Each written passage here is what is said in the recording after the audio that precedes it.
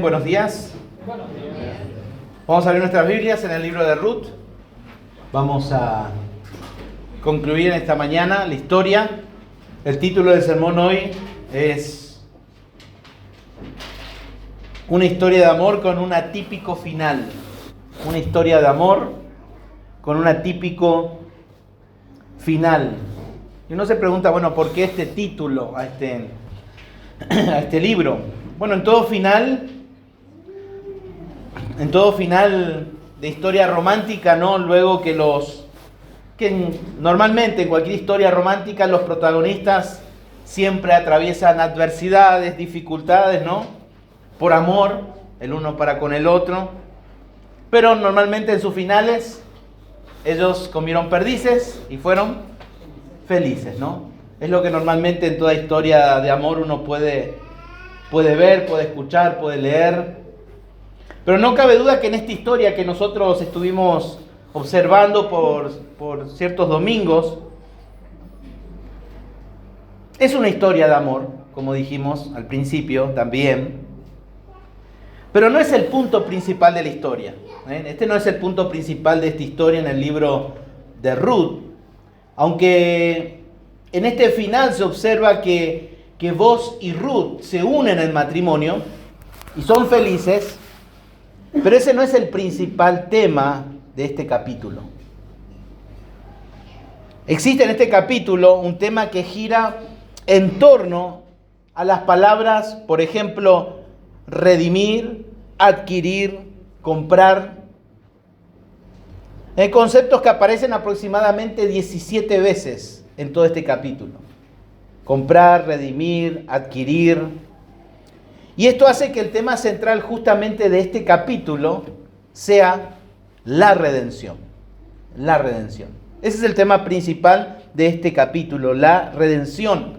Y la palabra redención, la palabra redimir, significa liberar mediante el pago de un rescate. Eso es lo que significa redención. Liberar mediante el pago de un rescate. Y hemos dicho que la redención no solo ayudaba a preservar el nombre y la familia de un difunto, sino también la posibilidad de que la familia no perdiera su tierra por falta de un heredero. La redención se aplicaba en esos casos, en esas dos situaciones específicas, en tratar de preservar el apellido, el nombre del difunto. ¿Se acuerdan? Era lo que Ruth y Noemí estaban buscando en Boaz, que él redimiera la heredad de Noemí y de Ruth, que pudiera casarse para que el nombre del difunto, en este caso de Malón, perdurara. Pero también la redención permitía, en este caso, también heredar, en este caso, o mejor dicho, redimir la propiedad. En realidad el usufructo de esa propiedad. La persona que redimía el terreno no es que lo compraba y era de él, sino que cada 50 años, en el día del jubileo, esa tierra redimida tendría que ser devuelta a un heredero. Y justamente ese era el problema con Noemí. No había heredero y ella tenía una tierra. Entonces lo que el redentor hacía era pagar el usufructo de ese lugar. Podía disfrutar de esa tierra, podía usarla, pero no podía venderla. No podía venderla. Porque era una ley establecida por Dios justamente para que los ricos o otros no se apropiaran de esa propiedad. Pero en el caso de que si no había heredero, bueno, en ese caso sí. Por eso era necesario no solamente un heredero para la propiedad, sino también un heredero, alguien que se hiciera cargo de esa propiedad. Y por ese motivo Dios también estableció en la ley que si un hombre moría sin dejar descendencia, su hermano debía casarse con la viuda. ¿Para qué? Para que dejara un heredero legal a su hermano fallecido y así poderse hacerse cargo de todo lo que implicaba eso. Y eso era la ley del levirato. Y como dijimos, en este capítulo el tema central es la redención. la redención. Y quizás todo romántico, todo aquel que le gusta el amor y las historias de amor, no quiero pincharle el globo, pero no trata de eso este capítulo. Aunque muchos lo hacen ver de esa manera. Aquí el tema es la redención. Y vamos a la historia en este capítulo, podemos dividirla en dos escenas, pero vamos a bosquejarlos en 3 puntos. La historia en este capítulo se centra en la puerta de la ciudad y a partir del versículo 13 en la casa de Booz. Y vamos a ver que desde el versículo 12 al versículo 13 hay aproximadamente 9 meses de diferencia. Y ahora lo vamos a ver por qué. Entonces son 2 escenarios distintos. Pero en primer lugar, para poder entender la narrativa que el autor, que podría haber sido Samuel, y se acuerdan cuál era el propósito de este libro, dar garantías de que David es el verdadero heredero al trono. Y que detrás de todo esto está la santa providencia de Dios. Dios tiene un propósito y Él lo va a cumplir a pesar de que a nuestro alrededor veamos que todas las cosas se caigan a pedazos y las cosas estén todo mal.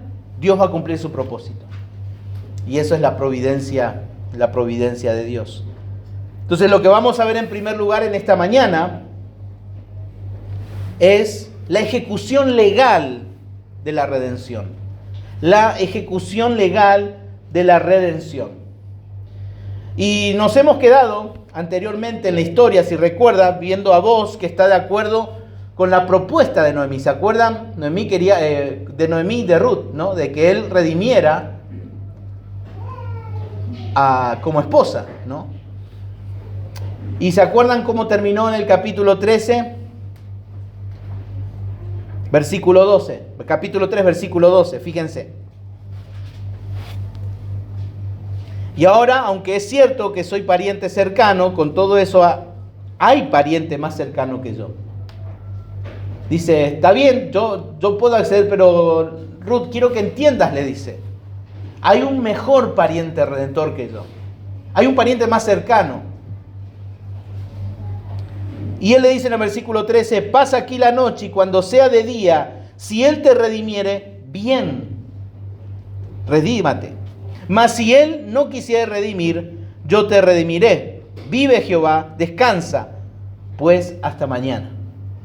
Y en el versículo 18 dice, entonces Noemí dijo, espérate, hija mía, hasta que sepas cómo se resuelve el asunto, porque aquel hombre no descansará hasta que concluya el asunto hoy.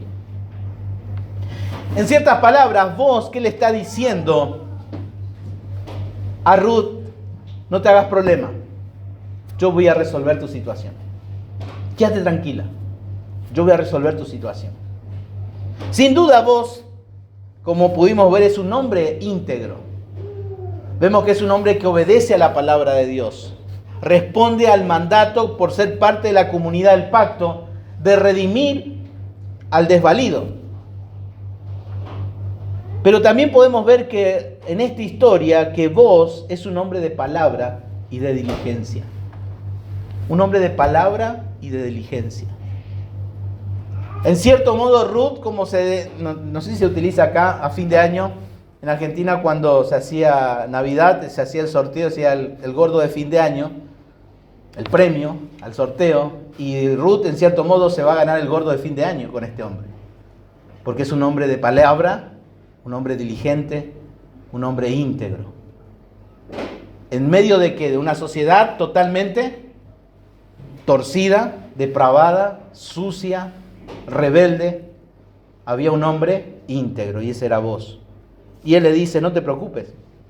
Por eso Booz se dirigió temprano a la puerta de la ciudad. Fíjense ahí el versículo 1 de nuestro capítulo 4, y eso lo confirma. Dice, Booz subió a la puerta y allí se sentó. Allí se sentó.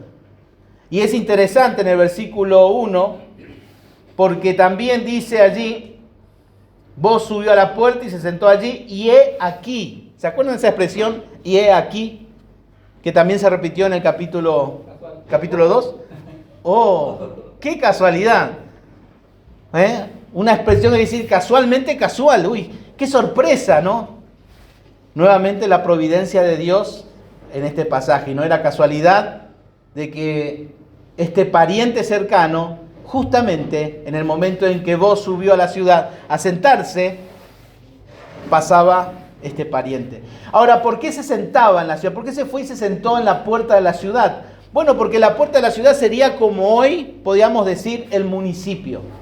Allí se trataba todos los problemas y gestiones legales de la ciudad, de la comunidad. Allí estaban todos. Ahí estaban todos, los escribanos, los abogados, todos estaban ahí. Por eso Booz sube, porque él tiene que gestar esta parte legal de la redención. Entonces, él se fue porque sabía que había alguien. Sabía, y era esta persona. Y dice, y he aquí. Nos encontramos entonces con esta expresión de sorpresa. Y dice, pasaba aquel pariente de quien Booz le había hablado. ¿Se acuerdan? Capítulo 3. Y justamente en ese preciso momento, el pariente más cercano aparece. Quien subió justamente a la puerta de la ciudad. ¿Y cómo le dice? ¿Cómo se expresa Booz? Es interesante. Le dijo, hey, fulano. ¿No? Hey, fulano. Dice, ven acá, siéntate. Y él vino y se sentó. Él tomó a 10 varones de los ancianos de la ciudad y dijo, sentados aquí, y se sentaron. Bueno, tenemos que entender que si Booz llama a una persona y dice, hey, fulano, vení acá. Por ejemplo, yo a veces cargo a alguno, a veces voy caminando y me chistan, ¿no? Y no me doy vuelta, yo te estaba chiflando, me dice, pero yo no soy perro. Le digo, yo no soy perro para darme vuelta porque está chiflando. Pero este hombre dice, hey, fulano, con una expresión de, uno podría decir, ninguneo. Pero ¿qué hace este fulano? Viene, se sienta. Y luego dice, llama a 10 hombres.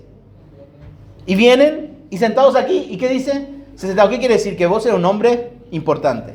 No era cualquier persona. Era un hombre con influencia, un hombre conocido en la ciudad. Y estos responden a este llamado.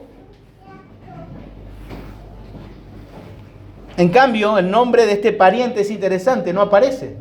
Solamente lo llama como fulano. Y vamos a conocerlo como fulano en todo el relato. Un fulano. Pero en un momento vamos a ver la razón de por qué de este anonimato. ¿Por qué? ¿Por qué estas personas?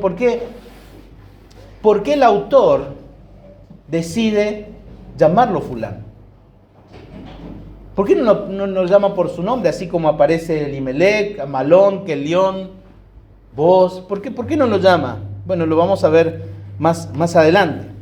Versículo 3. Luego dijo al pariente, Noemí, que ha vuelto del campo de Moab, vende una parte de las tierras que tuvo nuestro hermano Elimelec. Y yo decidí hacértelo saber y decirte que la compres en presencia de los que están aquí sentados y de los ancianos de mi pueblo. Si tú quieres redimir, redime. Y si no quieres redimir, decláramelo para que yo lo sepa, porque no hay otro que redima, sino tú y yo después de ti. Y él respondió, yo redimiré. Dijo, decididamente, este fulano que dice, no te hagas problema, así como dijo Booz al principio, yo me hago cargo, yo redimo. Ahora, no sabemos el propósito del por qué Booz no le dijo nada de quién, de Ruth. ¿No? Él no le dice nada, él solamente le expresa el asunto de la tierra, solamente el asunto de la tierra. Y acuérdense, lo que Noemí está tratando de hacer es que esta persona, este pariente redentor, pague el usufructo de esa propiedad. Que mientras no haya un heredero, esta persona, este redentor, se haga cargo de esa tierra. Puede usarla para lo que quiera, puede disfrutar hasta de las ganancias, pero no puede vender esa propiedad. No la podía vender. Pero cada 50 años estaba lo que se conocía como la fiesta del jubileo. Y en esa fiesta se le entregaba esa propiedad al heredero. ¿Se entiende? Bueno, y esto es importante entenderlo, porque en aquellos días en Israel la tierra no se vendía por justamente esta situación. Ahora, dado que en ese momento ella no tenía ningún heredero, la verdad que es comprarle esa propiedad a Noemí era un buen negocio para este hombre. ¿Por qué era un buen negocio para este hombre comprarle esa propiedad? Porque se iba a quedar para él. ¿Por qué? No había heredero. Entonces, ¿qué dijo este hombre? Esta es mía. Esta es mía. Entonces, él decide redimir la tierra, ¿no? Dice, voy a redimir. Es entonces cuando podemos decir que vos muy sabiamente, le dice algo. Perfecto, perfecto, pero hay un asunto más, dice. Hay un asunto más, y es que la tierra tiene un promo de fin de año. Te compras la tierra y con ella viene una moabita. Eso le dice, una promo de fin de año, trae una moabita incluida. Versículo 5. Entonces replicó vos, el mismo día que compres las tierras de mano de Noemí, debes tomar también a Ruth la moabita, mujer del difunto, para que restaures el nombre del muerto sobre su posición. El punto aquí, ¿qué es entonces? ¿Restaurar qué? El nombre del muerto, el nombre del difunto. ¿Sobre qué es? En este caso, sobre su posesión, para que nadie tomara hasta que aparezca un heredero. Versículo 6 dice, y respondió el pariente, no puedo redimir. Dijo, no puedo redimir. Bueno, es típico, ¿no?, de nosotros cuando no queremos algo que decimos, ahora justamente no puedo. En realidad no es que no queremos, ¿no? No queremos. Ahora, ¿pero por qué? Dice, fíjense, no puedo redimir para mí, no sea que dañe mi heredad. Ahora, ¿cuál es el problema de este fulano que no quiere redimir también a Ruth? ¿Cuál es el problema? Creo que él mismo da la respuesta. Mi heredad. Ahí, mi heredad, lo mío, lo que me pertenece, lo que yo construí, lo que yo logré, lo que yo tengo, no entra en mi ecuación una moabita. Porque ¿qué pasaría que si yo compro esta propiedad y asumo también la vida de Ruth? Ella va a tener un hijo. Y ese hijo se va a hacer cargo de ¿qué? De todo. Entonces, para este fulano no era negocio. Tengo mis posesiones, mi familia, mis logros. Para el fulano introducir justamente esto no entraba en su mente. No entraba para nada. Y según la ley del liberato, ese hijo vendría a ser el heredero legal de todas las propiedades, en este caso de Elimelec y de Malón.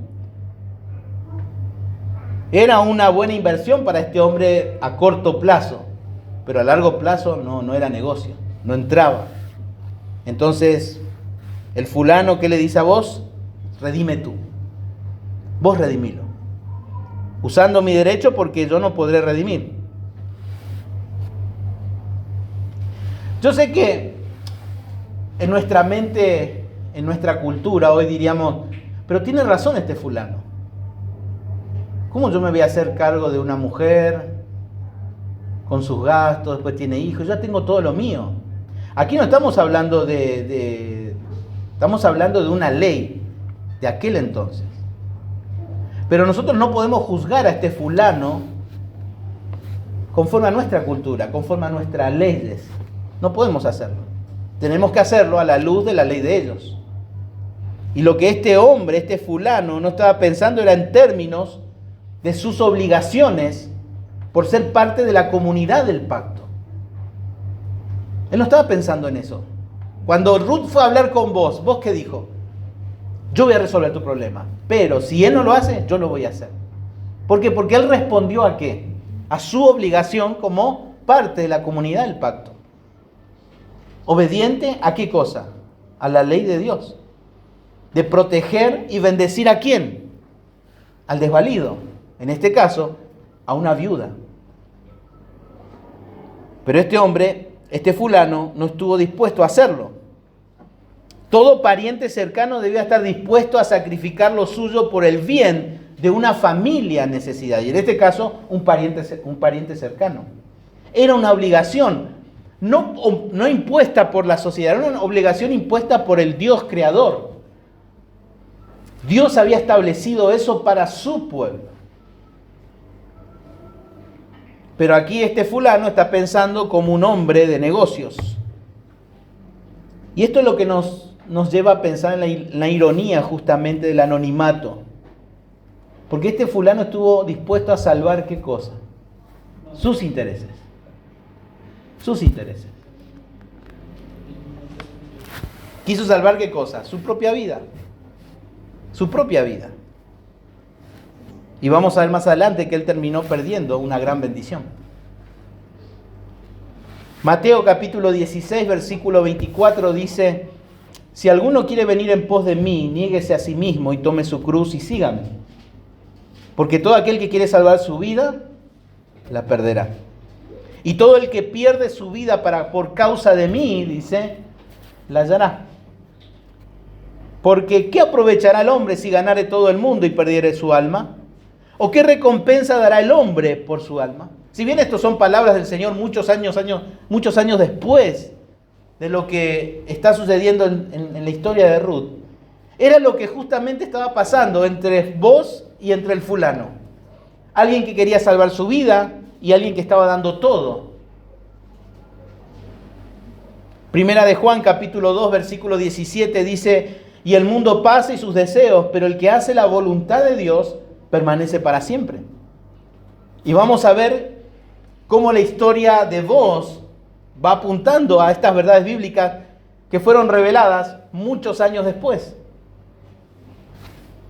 Y aquí existe un gran contraste entre vos y fulano. Vos estuvo dispuesto a pagar el precio de la redención. Y es así que comienza la gestión legal. Fíjense el versículo 7. Había ya desde hacía tiempo esta costumbre en Israel, tocante a la redención y al contrato, que para la confirmación de cualquier negocio, el uno se quitaba el zapato y lo daba a su compañero. Y esto servía de testimonio en Israel. Entonces el pariente dijo a vos: tómalo tú, y se quitó el zapato. Bueno, ahí zapato tendríamos que traducir sandalia, porque en ese tiempo no había zapato, sino sandalia. Pero esta es una ley establecida por Dios, no era simplemente una costumbre. Fíjense en Deuteronomio conmigo. Vayan al quinto libro de la Biblia, Deuteronomio capítulo 25, versículos 5 al 10.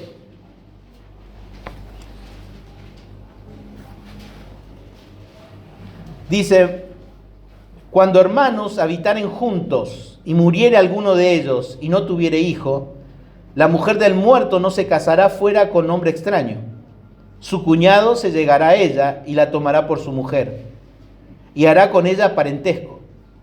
Y el primogénito que ella diere a luz sucederá en el nombre de su hermano muerto, para que el nombre de éste no sea borrado de Israel. Y si el hombre no quisiere tomar a su cuñada, irá entonces su cuñada a la puerta, a los ancianos, a la puerta, en lugar de... porque este era un tema legal. Me quedé ahí en el versículo. Bueno, y si el hombre no quisiere tomar a su cuñada, irá entonces su cuñada a la puerta, a los ancianos, y dirá: mi cuñada no quiere suscitar nombre en Israel a su hermano, no quiere emparentar conmigo. Entonces los ancianos de aquella ciudad lo harán venir y hablarán con él. Y si él se levantare y dijere: no quiero tomarla, se acercará entonces su cuñada a él delante de los ancianos y le quitará el calzado del pie y le escupirá en el rostro. Y hablará y dirá: así será hecho el varón que no quiere edificar la casa de su hermano, y se le dará este nombre en Israel, la casa del descansado. Fuerte lo que pasa acá, ¿no? Pero ese ¿cómo se dice? Ese escupitajo presenta el desprecio, que no solamente la cuñada para él, sino para la sociedad misma. Imagínense, eso era señal para mostrar: aquel es el que no estuvo dispuesto a redimir a su familia. El sin corazón. Imagínense en la historia de Ruth. Dice: ¿quieres redimir? No quiero, redimilo tú. el fulano. Ya ni siquiera eso le importó. No, ni siquiera eso le importó. No le importó ser el despreciado por la sociedad. ¿Por qué razón? Porque su corazón estaba tan metido en su propio egoísmo. Esa era la sociedad de aquel entonces. Por lo tanto, vos acabas de adquirir en este momento los derechos solamente de la propiedad, sino también de casarse con Ruth. Él estaba asumiendo todo. Y él quiere confirmar el asunto claramente delante de testigos. ¿Y qué hace? Versículo 9. Y vos dijo a los ancianos y a todo el pueblo: vosotros sois testigos hoy de que he adquirido de mano de Noemí todo lo que fue de Elimelec y todo lo que fue de Kelión y de Malón, y que también tomó a mi mujer, por mi mujer, a Ruth la moabita, mujer de Malón. Y aquí por primera vez se menciona en el libro de Ruth, ¿con quién estaba casada Ruth? ¿Con quién estuvo casado? Con Malón. Y ahora vean las palabras de Booz: para restaurar el nombre del difunto sobre su heredad, para que el nombre del muerto no se borre de entre sus hermanos, y de la puerta de su lugar. Vosotros sois testigos hoy. Vuelvo a repetir, hay un fuerte contraste entre vos y el fulano. Uno estuvo dispuesto a bendecir y el otro estuvo actuando de manera totalmente desinteresada. Vos no estaba dispuesto a que su nombre sea perpetuado. Él no quería reconocimiento. Él quería que el nombre del difunto sea perpetuado, que continúe, que persevere. Eso quería vos. Yo no quiero nada para mí. Yo quiero que la ley de Dios se cumpla en esto y que el difunto tenga lo que corresponde, porque Dios lo manda. Y bueno, hermanos, tenemos que saber que en cierto modo de eso se trata el matrimonio, al final de cuentas. Bendecir a la pareja, bendecir al cónyuge.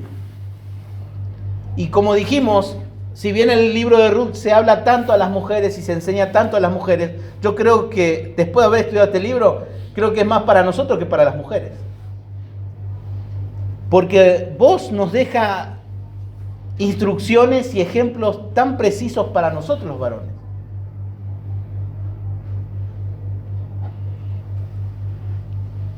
Y nosotros los esposos tenemos que saber, pensando en la disponibilidad, en el sacrificio y en la entrega de vos para con Ruth y para con los propósitos de Dios, él estaba entregado totalmente a todo. Había disposición en él. Y eso es algo que nosotros los varones tenemos que saber, que nuestra esposa no está para satisfacer nuestras necesidades egoístas. No está para eso. No está para eso. Uy, y los solteros, que no hay lecciones para los solteros, también hay para los solteros, varones. Cuando querés involucrarte en el proyecto de vida, de formar una familia, tenés que saber, ¿para qué querés tener una esposa? ¿Para qué? ¿Para satisfacer necesidades carnales? ¿O porque necesitas una mamá que te cocine? Y a uno parece chiste, pero la verdad es así. Hay muchos varones que necesitan una mamá, no una esposa.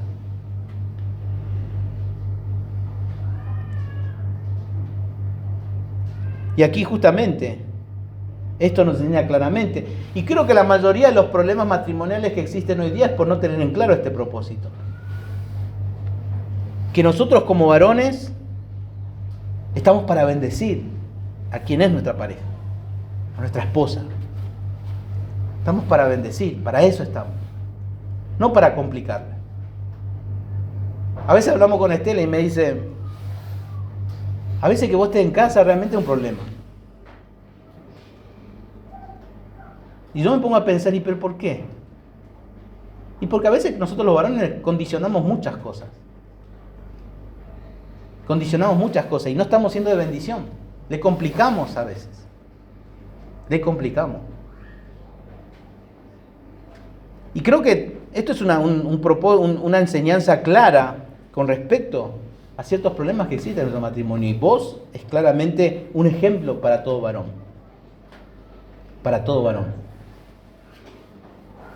Si bien es cierto que vos parece tener un fuerte interés romántico por Ruth, como se puede entrever justamente desde el momento en que ellos se encuentran allí en capítulo 2 en adelante, resalta que aquí no es el romanticismo de vos lo que sobresale, sino un hombre que hará historia por ser obediente a la ley. Eso es lo que se ve.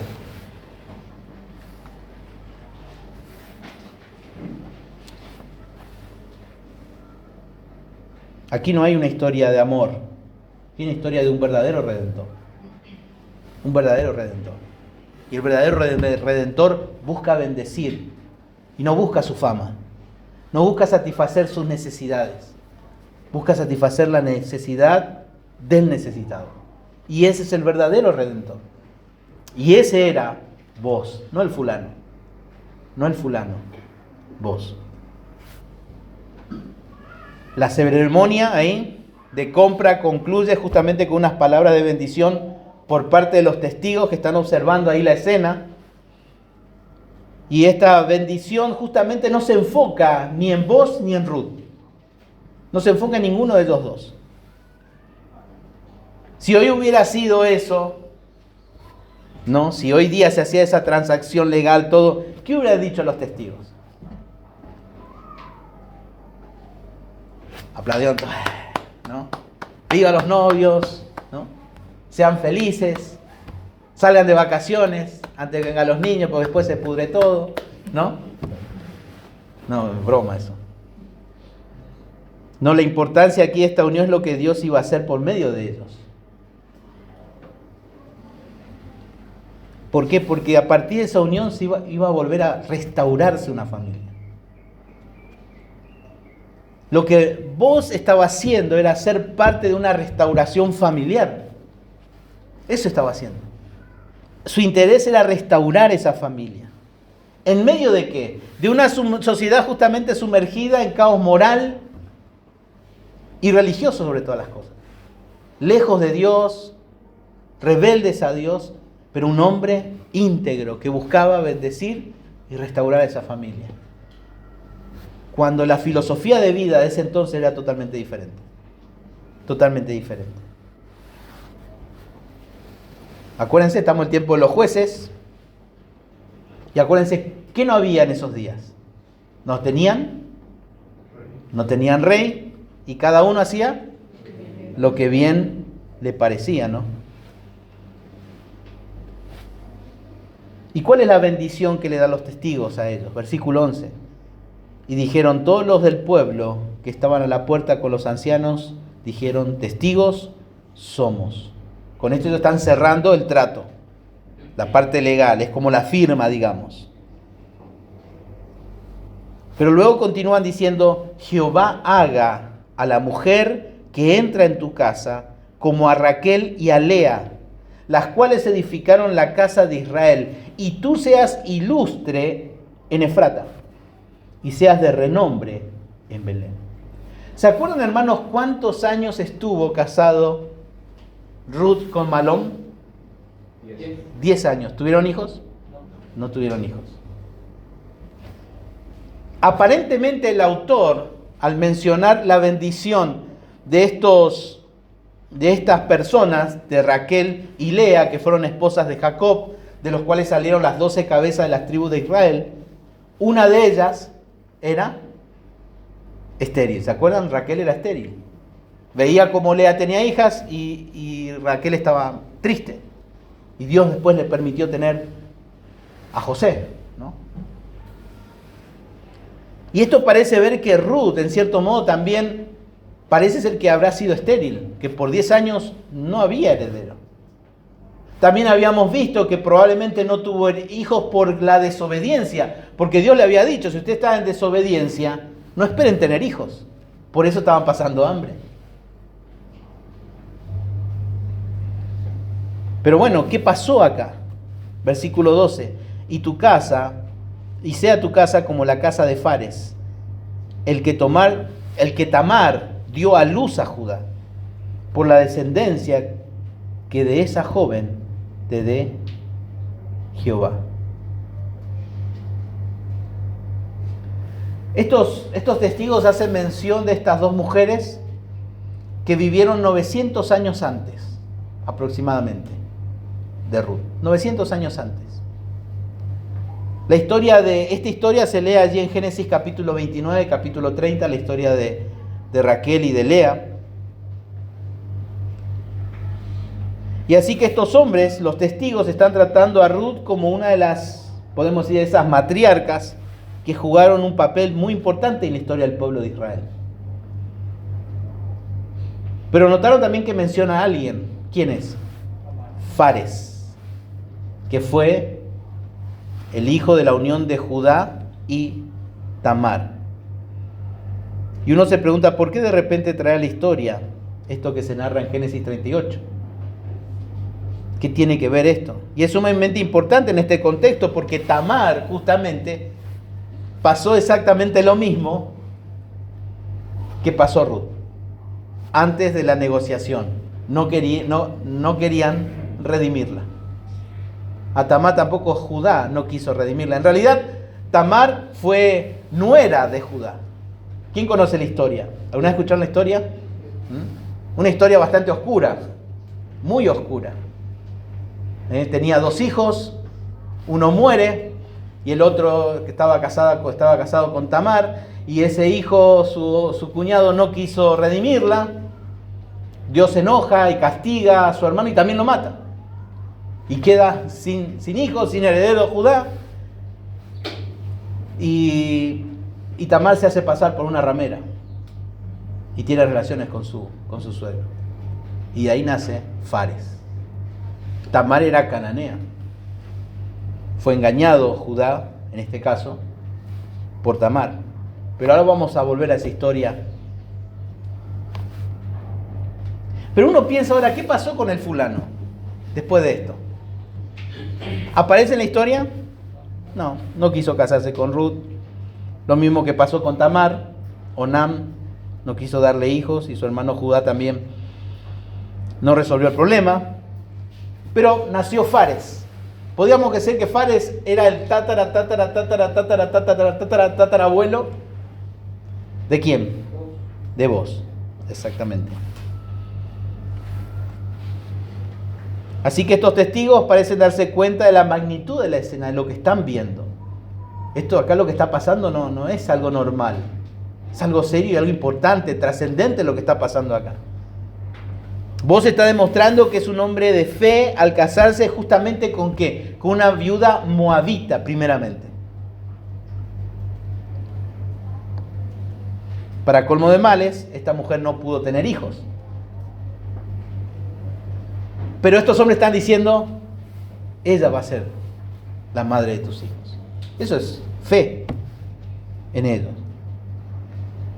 Es un acto de fe porque vos se está casando justamente para dejar ¿qué cosa? ¿Qué cosa? Un heredero. Eso es la fe también de vos. Porque Ruth no pudo tener hijos durante 10 años. Y otro punto importante aquí en la historia es que ellos les dicen, por la descendencia de esta joven que te dé Jehová. Nuevamente, reconocían la soberanía de Dios por sobre la situación. Por eso era un hombre de fe. Por eso estos testigos tenían fe. No en que, como a veces nosotros confundimos la expectativa con la fe. Estos hombres tuvieron fe en Dios. ¿Por qué? Porque es Dios el que daba a los hijos. Dios daba a los hijos. Y esto fue lo que el fulano de esta historia no pudo ver por su egoísmo. Él no pudo ver más allá. Porque su egoísmo no le permitía ver más allá. Estaba demasiado preocupado por la edificación de su propio reino, de sus propios intereses, de sus propios planes, de su heredad. Y termina desperdiciando y también desapareciendo de la historia. Porque después se habla más del fulano. No. En realidad este fulano fue muy reverente a lo que Dios mandaba para con su pueblo. En realidad en esta historia hay dos personas olvidadas. ¿Quiénes son esas dos personas olvidadas? Uno es el fulano y la otra ¿quién es? Ahí le di una pista. Orfa, la cuñada de Ruth. Orfa prefirió volver a lo de antes. Y aquí vemos que fue olvidada, nunca más se habló de Orfa. Y aquí vemos al fulano que le importó más sus intereses y luego fue olvidado.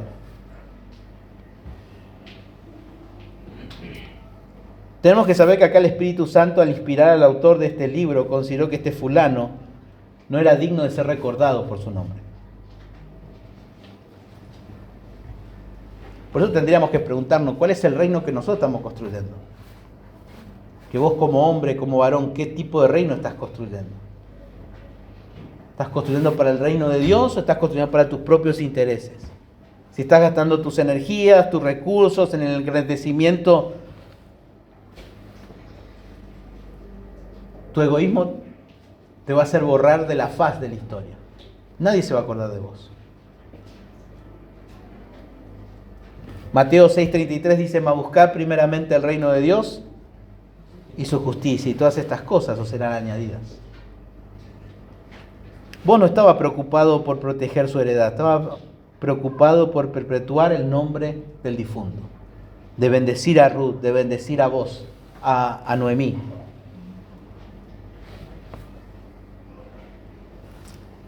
¿Por qué estaba interesado en esto? Vos. Bueno, vos no eras ningún profeta, pero creo que el Señor Jesucristo también nos dice en Juan 12, fíjense conmigo Juan capítulo 12.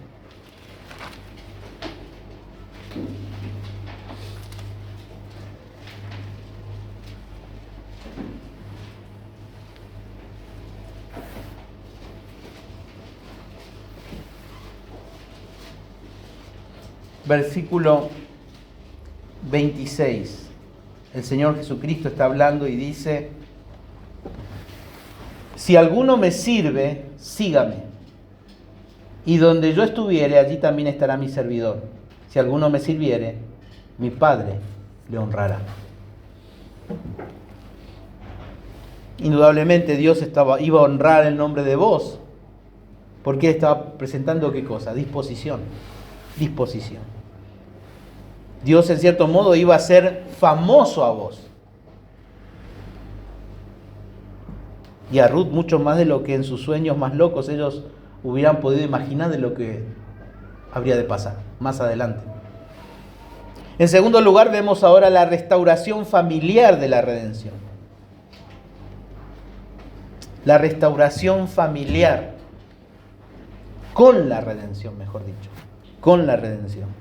Versículo 13 dice: vos pues tomó a Ruth, y ella fue su mujer, y se llegó a ella, y Jehová le dio que concibiese y diese a luz un hijo. ¿Qué quiere decir eso? Que aquí pasaron 9 meses. Aquí ya están en la casa de vos. Ya salimos de la escena anterior. Ya no están en la puerta de la ciudad, ahora están en la casa de vos. Y vos se está casando con una moabita convertida a la comunidad del pacto, como lo habíamos visto. Pero aquí vemos la soberanía de Dios, y lo que Ruth no pudo con Malón en 10 años, Dios ahora se lo concede a Ruth a los 9 meses de casada con vos. No perdió tiempo, rápido. Dios tenía que cumplir su plan. Ahora Ruth le da al hijo, y entonces aparecen unas mujeres, versículo 14, y dice: y las mujeres decían a Noemí: loado sea Jehová, que hizo que no te faltase hoy pariente cuyo nombre será celebrado en Israel.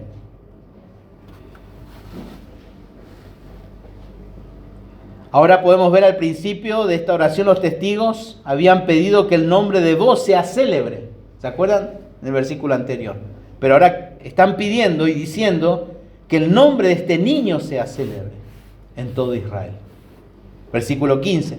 El cual será restaurador de tu alma y sustentará tu vejez, pues tu nuera que te ama lo ha dado a luz, y ella es de más valor para ti que 7 hijos. Bueno, estas mujeres que vemos acá son las mismas que aparecen en el capítulo 1. ¿Se acuerdan que murmuraron? ¿Se acuerdan que decían? Y después Noemí, ¿qué le dijo? No me llame más Noemí, sino como Mara. Porque amargada estoy, porque el Todopoderoso me ha amargado, decía. Estas mujeres desaparecen de la historia en ese momento bien oscuro, pero ahora vuelven a aparecer. Vuelven a aparecer cuando Noemí tiene al nieto en sus brazos. Ahora, ¿se dieron cuenta de algo en esta expresión de estas mujeres? Que estas mujeres nos dicen, tu redentor no es vos. ¿Quién es el redentor de Noemí? Lean el pasaje, hagan la observación y fíjense.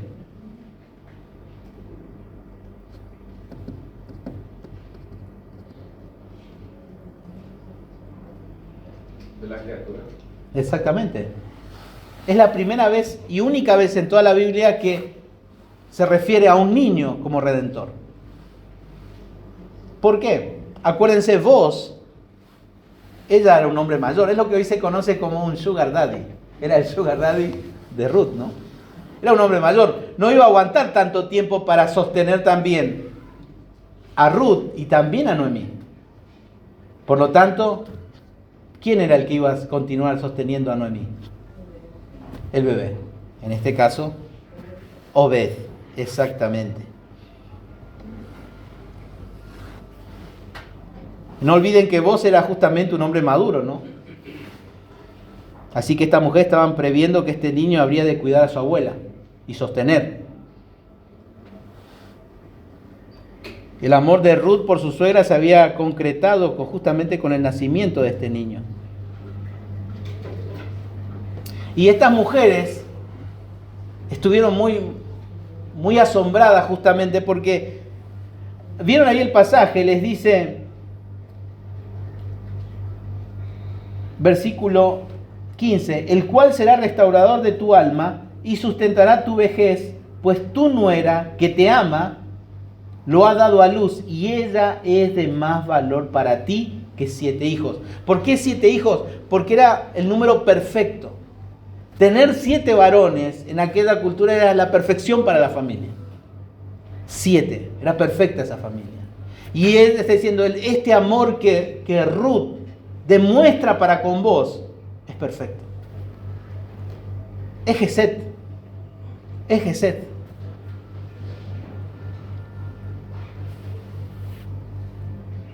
Y ahora sí vamos a dar una lección a las hermanas ahora.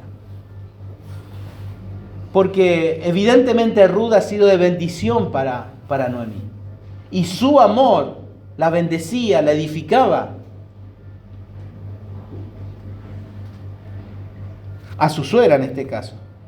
Pero aquí quiero extraer una lección en esta sección, sin salirme del contexto, ¿no? Ruth fue una bendición para Noemí. Y creo que, hermanas, el mejor regalo que le puedes dar a tu familia es ser una mujer de Dios. Es el mejor regalo.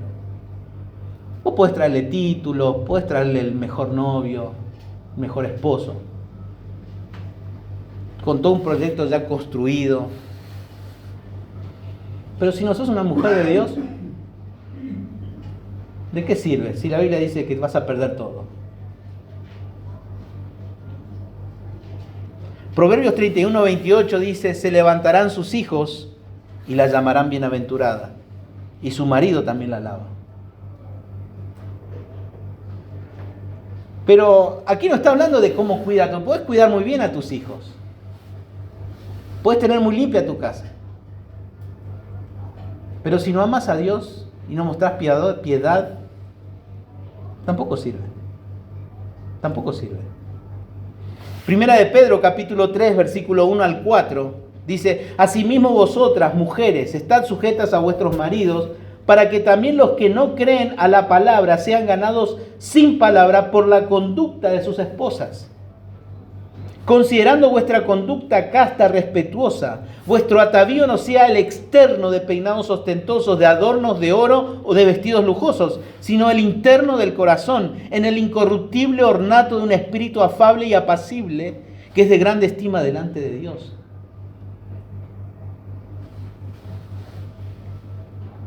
Hay mujeres que a veces ni siquiera uno hasta trata de evitarlas saludar. Porque a veces vas a saludar y parece que te va a ladrar. Pero esto es un punto muy importante para todas las mujeres. Y Ruth nos enseña eso, para todas las mujeres. Entonces, hermana que está casada, tu esposo puede realmente decir, mi esposa es de bendición, porque ella ama a Dios, busca a Dios. A veces algunos hombres están muy contentos con su esposa porque satisface todas sus necesidades egoístas nada más. El mejor regalo que una mujer puede tener es un hombre de Dios también. Y esto fue mutuo, ¿no? Porque Ruth también tuvo un hombre de Dios. En medio de una sociedad bastante complicada, y es el mayor regalo que un hombre puede tener, y es una mujer de Dios, y el mejor regalo que puedes tener también para tu familia es darle un papá y una mamá que amen a Dios. Dice el versículo 16, y tomando Noemí el hijo, lo puso en su regazo, y fue su haya. Acá esto no es típico del que viene y le deja a la suegra, tomá, acá está mi hijo. Ahora, cuídalo, no está hablando de eso. Era tanto el amor, tanto la generosidad, tanto la gratitud de Noemí que dice, yo lo voy a cuidar. Yo me voy a encargar que él ame a Dios.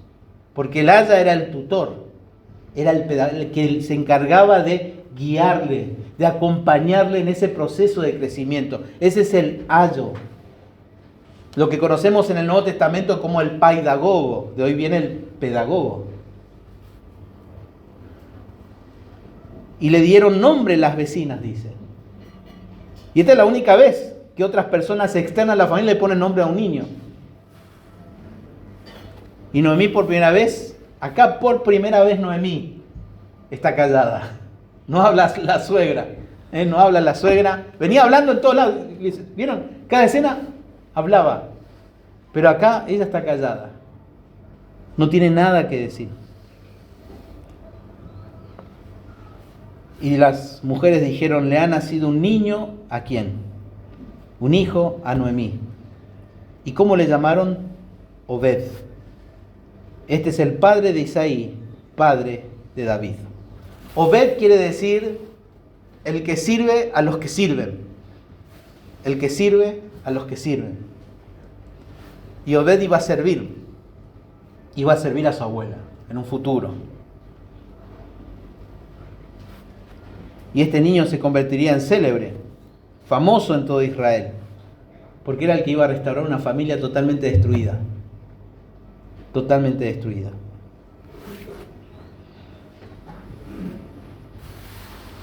Ahora, ¿qué nos enseña también parte de esta historia? Porque ellos ni siquiera podían imaginarse lo que ese niño les iba a hacer, iba a hacer en su familia. Ellos nunca dimensionaron, iba a ser imposible, ¿no? De que vos, Ruth y Noemí sepan que Obed iba a ser el abuelo del rey David. ¿Qué iban a pensar? Iban a estar todos muertos ya. Pero ¿qué es lo que nos enseña todo esto? Es que nunca vamos a poder ver nuestra vida y ver lo que Dios está haciendo en nuestra vida. A veces nosotros queremos ver qué es lo que Dios está haciendo. Y hasta a veces nosotros decimos, Dios está haciendo esto. ¿Y cómo sabes vos que es Dios el que está haciendo eso? ¿Aparece en la Biblia eso que Dios crees que Dios está haciendo en tu vida? Nuestra vida es como una alfombra. ¿Vieron cómo se hace la alfombra? Uno va tejiendo y ve del lado de atrás. Siempre uno ve el lado de atrás y ve todas las... que están todos... ¿Vieron todos los hilos todos cruzados? Y uno dice, ¿qué es lo que es esto? Después uno da la vuelta y ve... ¡Wow! Dice. Hoy no nos toca ver el lado de la alfombra. Nos toca ver el lado de cómo se va armando esa alfombra. Y hay cosas que no entendemos. ¿Cómo puede ser lindo todo esto? Y eso es lo que Dios nos permite ahora. ¿Cuál es el propósito de Dios en esto que a veces nos preguntamos qué me está pasando? Pero nosotros tenemos que saber que somos parte de esa gran alfombra. que no vemos. Ni vos, ni Ruth, ni Noemí, ni el fulano, ni nadie podían ver que ese niño iba a ser el abuelo del rey David. Nadie. Dios estaba tejiendo la historia. Por eso, por sobre todo, esta historia es la historia de Dios. Es la historia de la redención. No es la historia de un hombre y una mujer que se amaron y fueron felices y comieron perdices. Es la historia de la redención. Es la historia de cómo se estaba construyendo el plan de redención. Y yo no sé, hermano, qué Dios está haciendo en tu vida. Pero lo único que puedes hacer ahora es confiar en su sabiduría y en su bondad. Nada más. En su sabiduría y en su bondad. Y Él siempre te va a llevar. Y Él siempre va a guiar tus pasos al lugar apropiado. Siempre. Siempre. Porque aquel que comenzó en vosotros la buena obra, la perfeccionará hasta el día de Jesucristo. David no solo habría de ser el rey más grande de la historia de Israel. Dios le prometió en 2 de Samuel, ¿se acuerdan? Que iba a tener una dinastía eterna. Eterna. Y por eso terminamos con el versículo 18 al 22. Estas son las generaciones de Fares. Fares engendró a Esrón. Esrón engendró a Ram. Y Ram engendró a Aminadab. Aminadab engendró a Nazón. Y Nazón engendró a Salmón. Salmón engendró a Boz. Y Boz engendró a Obed. Y Obed engendró a Isaí. E Isaí engendró a David. Y como dijimos que al principio de este sermón el libro concluye de una forma aparentemente atípica, no como una historia romántica, que se casaron, si ven, menciona así rápidamente la boda, menciona rápidamente ya al bebé, como que no está la cuestión ahí, pero termina con una genealogía, una genealogía. Y aunque no lo veamos así, esta es la parte más extraordinaria de todo el libro. Y aquí en tercer lugar y último lugar vemos la bendición real. Real hablando de reyes. Real de la redención. Pero aquí lo que vemos es una genealogía comprimida. ¿Qué quiere decir eso? Que solamente se menciona a cada descendiente para rastrear, a ciertos descendientes, mejor dicho, para rastrear el propósito por el cual se escribió el libro de Ruth. ¿Cuál era? Mostrar que David es el heredero al trono. Aquí está cubriendo alrededor de 9 siglos, 900 años. Y el verbo engendrar allí no necesariamente quiere decir que tiene un hijo, sino menciona su descendiente, no que lo haya tenido. Y este versículo 18 dice, estas son las generaciones de Fares. Fares engendró a Esrón. Y Fares, como dijimos, fue el hijo de Judá. Sucedió todo de mala manera, no conforme al diseño de Dios, pero dentro de esa providencia santa Dios lo permitió. Dios lo permitió.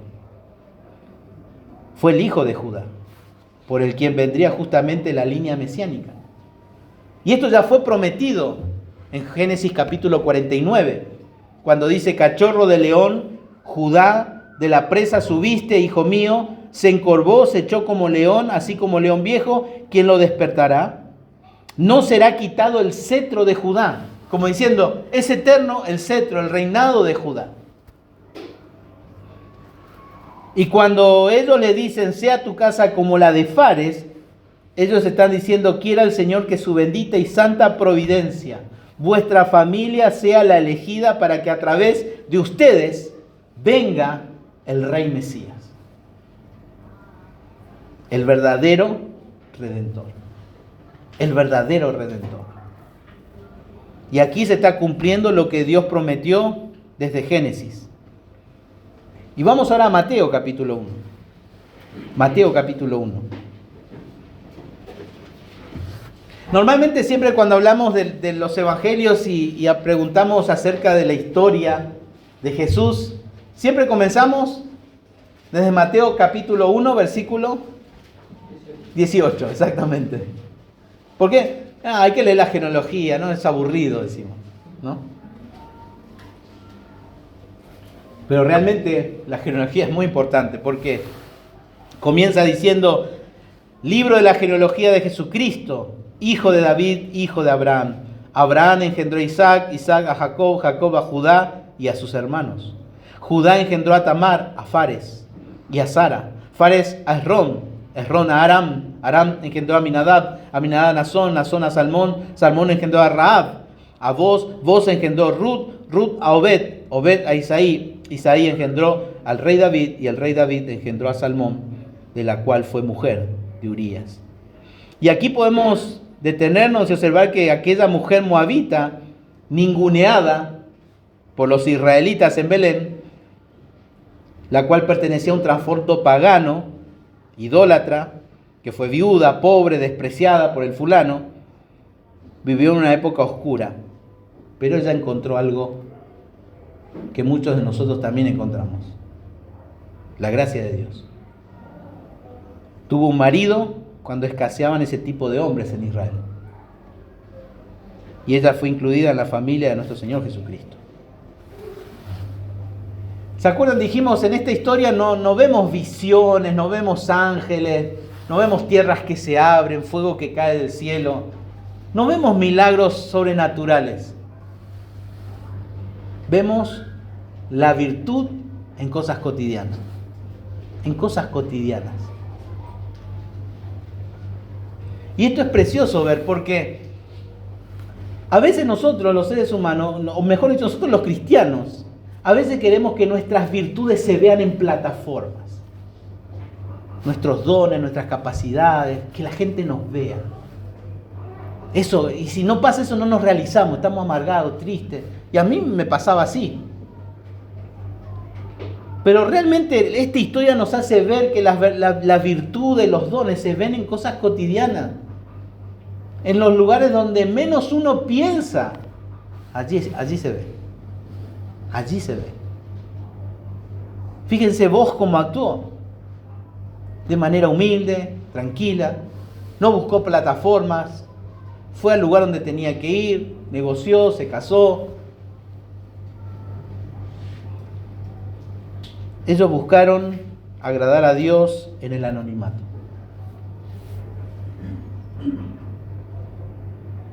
Pero también interesante, ¿por qué? Porque uno va a decir, pero ¿por qué tampoco se habló de Fares en este pasaje?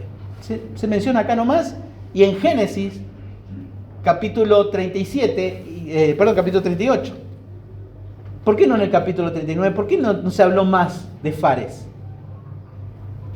No se pregunta, qué raro. Pero uno si lee toda la historia, desde Génesis 37, ¿quién es el personaje principal en ese entonces? 37, 39, 40, 41, 42, 43. ¿Quién es el personaje? José. José era un hombre prominente, fiel a Dios, íntegro, pero él no era el descendiente para el trono. El autor no estaba enfocado en hablar sobre la línea de la dinastía, era hablar de José, sobre la providencia de Dios en la vida de José y en la vida del pueblo sobre todas las cosas. Por esa razón el autor determina no hablar mucho de Fares, pero después sí aparece nuevamente aquí en Ruth. ¿Por qué? Porque es necesario darle al pueblo lo que necesitaba, la esperanza, que en medio de una sociedad tan corrupta, tan sucia, donde no había rey, Dios estaba preparando un rey, un redentor, que era David en ese momento. Pero vemos en la historia, como hablamos el domingo pasado, David tampoco cumplió. No fue el redentor perfecto. Aún David necesitaba un redentor. Y así que el pueblo, ¿se acuerdan? Fueron a cautiverio, y aún en propio cautiverio Isaías proclamaba y decía: Dios va a purificar la vida de ustedes, pero las va a restaurar ¿con qué? Con un cetro, con un rey todopoderoso. ¿Quién sería? Jesucristo, nuestro Señor y Salvador. El libro de Jueces concluye diciendo: en aquellos días no había rey en Israel y cada cual hacía lo que parecía. Así que Dios provee un rey, David, el rey David. Por lo tanto, Jesús cumple las promesas dadas a Abraham y a David por parte de Dios. Pero para terminar, lo importante de esta genealogía que habla Mateo, hay una particularidad. ¿Qué es? 3 mujeres. ¿Cuáles son estas 3 mujeres? Tamar, Rahab, Ruth. ¿Qué distintivo también tienen estas 3 mujeres? ¿Cómo? No son judías. Una cananea, bueno, 2 cananeas, que sería Tamar y Rahab, que Rahab era de Jericó, y Ruth, que era una moabita. No eran judías. Tamar y Rahab. Tamar fue confundida, se hizo pasar por una ramera, pero de manera imprudente tuvo un hijo. Vemos Rahab, que fue una ramera, y vemos a Ruth, que fue una pagana, que su pueblo estaba maldito por Dios, pero igual halló gracia. Podemos decir que la sangre que tiñó la cruz del Calvario tenía sangre cananea, sangre moabita. No era puro judío. ¿Pero qué nos quiere enseñar eso? Eso no lo hizo un heredero falso al trono. Quiere decir que Él vino a morir para alcanzar a todos, sin distinción, para mostrar que su pueblo elegido, el judío, no era el único beneficiado de esto, sino todas las naciones. Apocalipsis, capítulo 5, acompáñenme.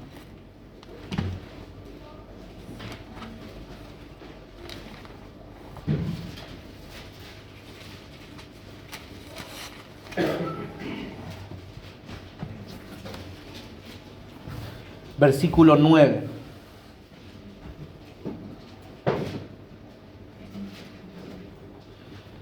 Este va a ser un momento, creo que dentro del libro de Apocalipsis, creo que podríamos decir también que es el clímax. Porque en medio de toda esa adoración hay un rollo.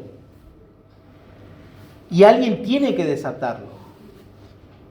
Y dice Juan que él lloraba porque no encontraba a nadie digno de desatar ese sello, ese rollo. Y que el momento en que se desata toda la furia de la ira de Dios sobre este mundo. Pero ¿quién es? El Cordero. Y dice el versículo 9, y cantaban un nuevo cántico diciendo: digno eres de tomar el libro y de abrir sus sellos, porque tú fuiste inmolado y con tu sangre nos has redimido para Dios, de todo linaje y lengua y pueblo y nación. Y nos has hecho para nuestro Dios reyes y sacerdotes y reinaremos sobre la tierra. La historia de Ruth no trata primeramente acerca de Ruth, ni de Boaz, ni de Noemí. Trata acerca del amor de nuestro Redentor, de Cristo nuestro Señor. El Señor Jesucristo hablaba con sus discípulos después de haber resucitado camino a Emaús. Decía: todas las cosas que se dijeron acerca de mí, y esta es una de ellas. Dios prometiendo un reino, un rey perfecto, Cristo, el Redentor perfecto. Que en su sangre, podríamos decir, había sangre cananea y no solamente judía. Y lo que estas mujeres experimentaron, cada una de nosotros, los que estamos acá en su mayoría, hemos experimentado la gracia de Dios. Y no lo merecemos. Y no lo merecemos. Y gracias a Dios y alabado sea el Señor por eso. Y hoy vamos a participar de la cena del Señor nuevamente, pero con eso en mente. Al beber de la copa estamos pensando justamente y reconociendo como símbolo de esa sangre que fue derramada en la cruz del Calvario para redimirnos, para comprarnos, para liberarnos. La sangre de nuestro perfecto Redentor, nuestro Señor y Salvador Jesucristo. Jesucristo. Qué preciosa la gracia de Dios. Y que la historia de Ruth nos conmueva a vivir una vida de integridad, de fidelidad al Señor, a pensar en nuestros roles como esposo, como esposa, como varones, como mujeres, pero sobre todas las cosas, ver cómo fue el corazón de vos, que estuvo dispuesto en bendecir a los demás. En bendecir a los demás. Y esto no es porque sea varón o otro sea mujer. Esto es algo para todos nosotros. Poder tener una disposición en poder bendecir al otro. Que nos interesa el hermano. A vos le interesó obedecer a Dios. ¿En qué sentido? En bendecir a los hermanos. En este caso, a alguien de su nación. Segunda de Corintios dice, porque el amor de Cristo nos constriñe, nos empuja, nos contagia. Pensando esto, dice, que si uno murió por todos, luego todos murieron, para que los que viven para sí, y para los que viven, ya no vivan, ¿para qué dice? Para sí, sino para aquel que murió y resucitó por ellos. Si mi servicio, mi ayuda, siempre va a estar condicionando por mis intereses, examina tu corazón. Examina tu corazón. Si realmente estás buscando bendecir o estás interesado solamente en construir tu reino. Y sabes que estas personas rápido desaparecen. Le pasó a fulano y le pasó a Orfa. Así que hermanos, que el amor de Cristo nos constriñe, nos empuje, nos contagie el amor de nuestro Redentor. Que el Señor bendiga su palabra en esta mañana. Oramos. Padre, queremos darte gracias por tu palabra en esta mañana. Queremos pedirte por nuestra vida, nuestros corazones. Gracias por la vida de Ruth, por la vida de vos. Ver cómo tu gracia restaura. Ver cómo vidas de personas dispuestas a bendecir restauran entornos, contextos. Ayúdanos a imitar, Señor, estos ejemplos que vemos en tu palabra. Pero sobre todas las cosas, agradecerte porque no mereciendo, Señor, de tu perdón, de tu gracia, decidiste darnos la oportunidad de conocer el Evangelio, de darnos cuenta de nuestra situación delante de ti y creer en ti como nuestro Salvador, como nuestro Señor. Y hoy ser parte de tu familia. Gracias por haber perdonado nuestros pecados. Gracias por haber ocupado nuestro lugar, cargando la maldición que debía haber sido cargada sobre nosotros. Y en tu sangre, Padre, fuimos comprados, liberados, rescatados, y nos has dado nuevamente vida, que estábamos muertos en nuestros delitos y pecados. Señor, gracias. En el nombre de Jesús. Amén.